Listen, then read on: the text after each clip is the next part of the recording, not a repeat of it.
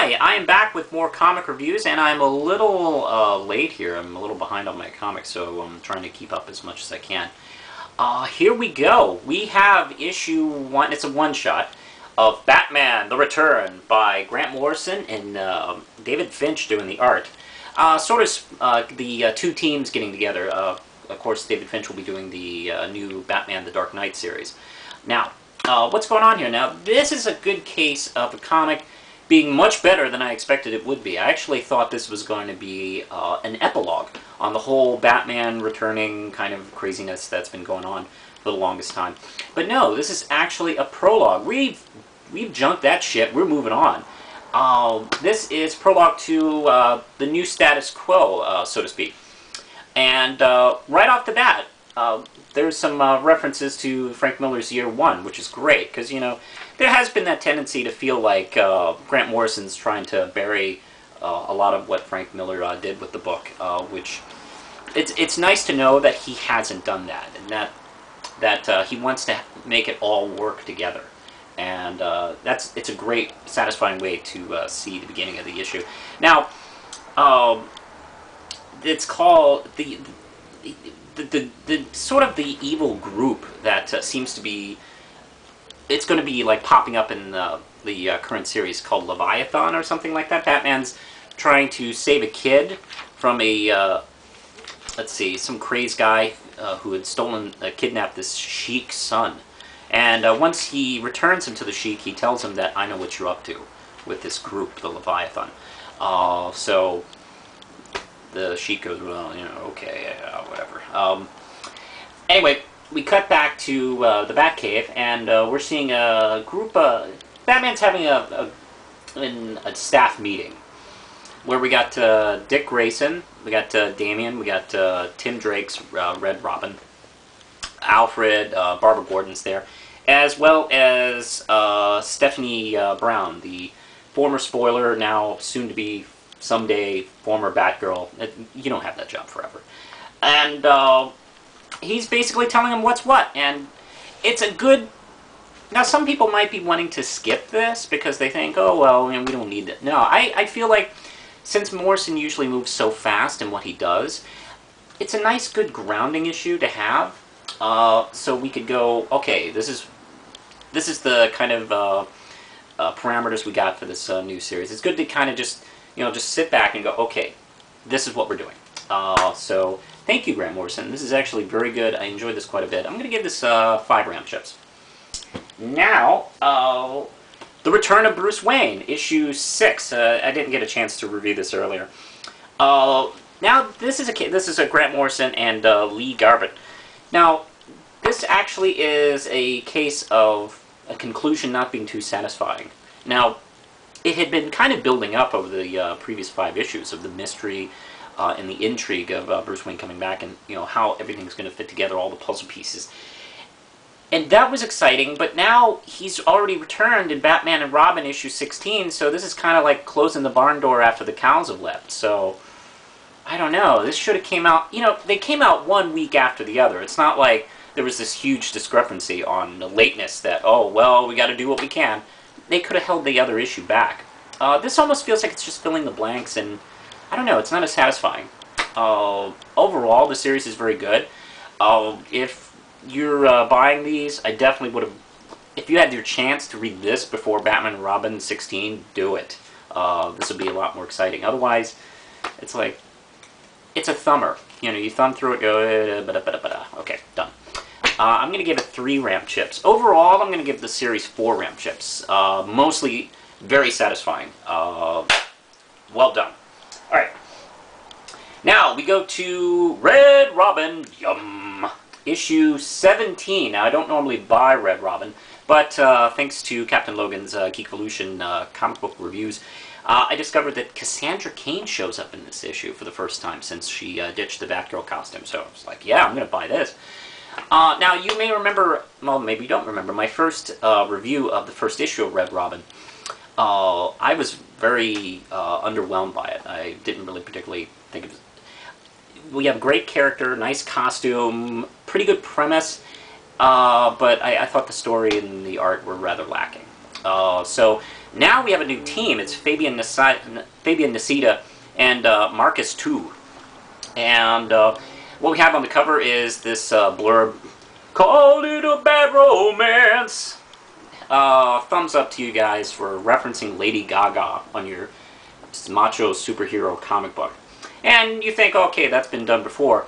Of course, we're thinking of the time back in the 80s when there was a Punisher comic. There's an obscure issue. He slit the throat of like a drug dealer and then like immediately fucked it. The cover blurb on that issue was "Like a Virgin." Everybody remembers that. Anyway, what's going on here?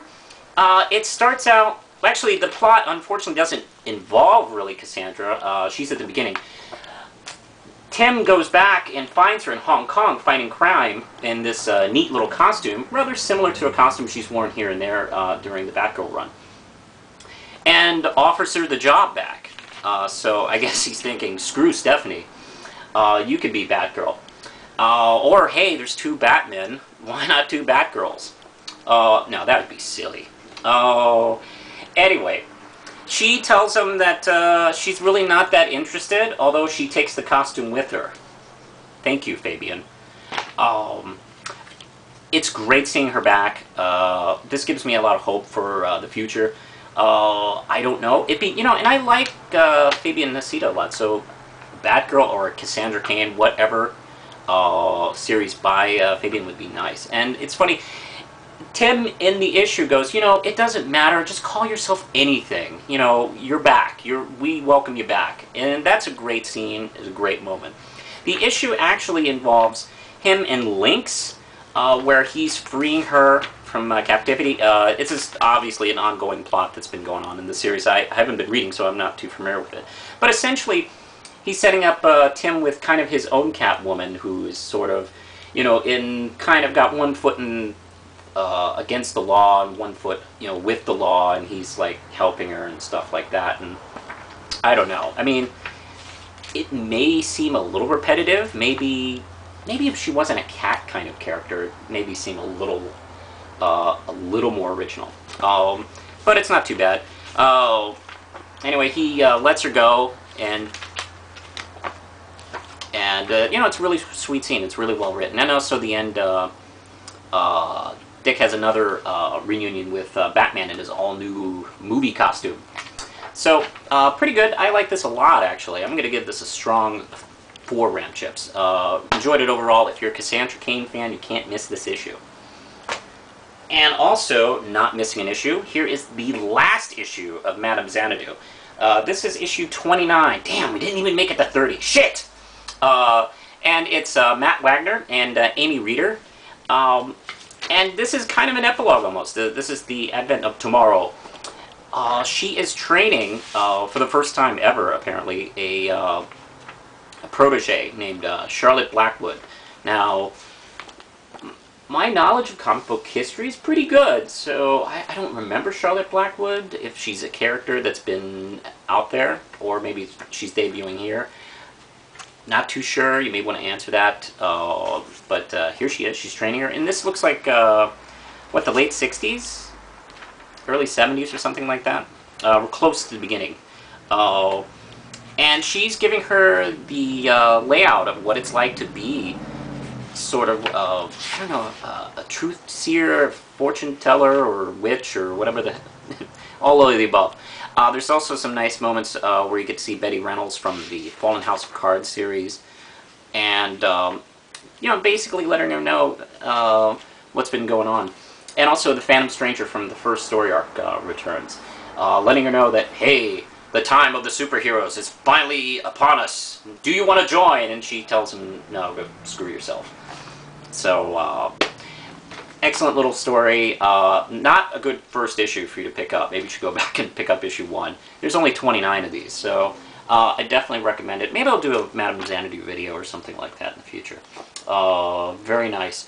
5 Ram Chips, and sorry that didn't work out. Sometimes fans don't get it. Alright, now back over to Batman. I left one out. This is Detective Comics issue 870. And this is David Hine and Scott McDaniel. And this is the conclusion of the imposter story. Now, you may remember Gotham's being torn apart by imposter Batmen and Jokers. There's like the Jokers have finally kind of jumped onto DC continuity, and one of them is killed by a cop after things got really serious, and then there was this imposter Joker that showed up that started to really kind of ruffle feathers and get people really angry. And then a guy calling himself Imposter Batman showed up and started inspiring people, much like Dark Knight Returns, getting people like dressed up as Batman and attacking them. And of course turning the city into another war zone, for this week. So now, maybe I shouldn't spoil this, but fuck it. I've been saying this all along. I think the two imposters were the same dude. And yes, I won't spoil his backstory, which is kind of ghastly, and actually made the whole story worth reading.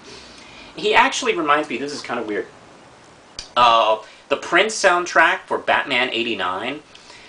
What I liked about that was he wrote all those individual songs in character as Batman, Joker, and even Vicky Vale.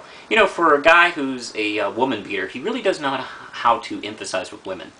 Can't really say that about every person who beats women, like Jackson Brown. I don't know. But alright, what I'm getting to is this. He, in the videos for Bat Dance and Joker Man, and I think another one or two, he created a character called Gemini, who was half psychologically Batman and half Joker, and he had a split personality between the two, trying to decide what to do. It kind of reminds me of that, actually. I don't know, that's what I've been thinking this whole series. I liked it overall. 4 ram chips. Not perfect, a little predictable, but I did enjoy it. And sadly, this is my last issue of Detective Comics until Batman actually does show up again. And lastly, we have I can't tell, the title's fucked up. I think it's probably Avengers. This is issue 6 and the last issue of the time travel kookiness, whatever the story's been called. Brian Michael Bendis, John Romita Jr., and, Klaus Johnson's been working on this too. Very nice. I like Klaus Johnson. Ultron. More Ultron. The old Hulk. Old Tony Stark. The Avenger kids. People attacking. Scooby-Doo ad. I enjoyed that.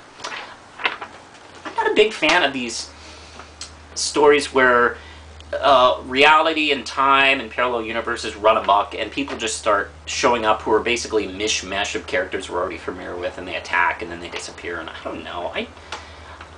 Apparently, fans must love it, because I see that story all the time, or writers enjoy doing it, because they can, like, put character A into a blender, and then, oh, look at this! I don't know. I don't enjoy those stories. I don't find any kind of emotional attachment or threat or excitement or anything.